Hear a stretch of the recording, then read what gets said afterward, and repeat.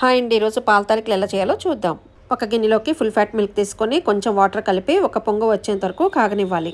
ఒక పొంగు వచ్చాక అరగంట ముందు నానబెట్టి ఉంచుకున్న సగ్గుబియ్యాన్ని ఆ వాటర్తో సహా వేసేసి ఒకసారి అంతా కలుపుకోవాలి.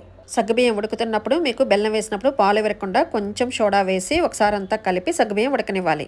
ఈ సగ్గుబియ్యం ఉడికేలోపు ప్లేట్లోకి బియ్య పిండి వేసుకుని కొంచెం బెల్లం ఉప్పు వేసి వేడి పాలు పోసుకొని ఒకసారి అంతా కలుపుకోవాలి. ఈ బెల్లము ఉప్పు వేయటం వల్ల తాలికలు మనకి చప్పగా ఉండవు. ఇదంతా కలిసాక వేడివేడి పాలు పోసుకుంటూ ఒక ముద్దలా అయ్యేంత వరకు కలుపుకోవాలి. ఇలా ముద్దలాగా అయ్యాక జంతికల గొట్టం తీసుకుని దాంట్లో పెట్టుకొని సగ్గుబియ్యం ఉడికాక తాలికలు ఒత్తుకోవాలి.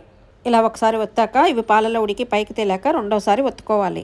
ఈ తాలికలు ఒత్తాక మిగిలిన పిండిని ప్లేట్లోకి తీసుకొని దాంట్లో కొంచెం పాలు పోసి పలచగా చేసి ఉడుకుతున్న పాలల్లో వేసుకొని చిక్కబడ్డాక స్టవ్ ఆఫ్ చేసి పక్కకు పెట్టుకోవాలి.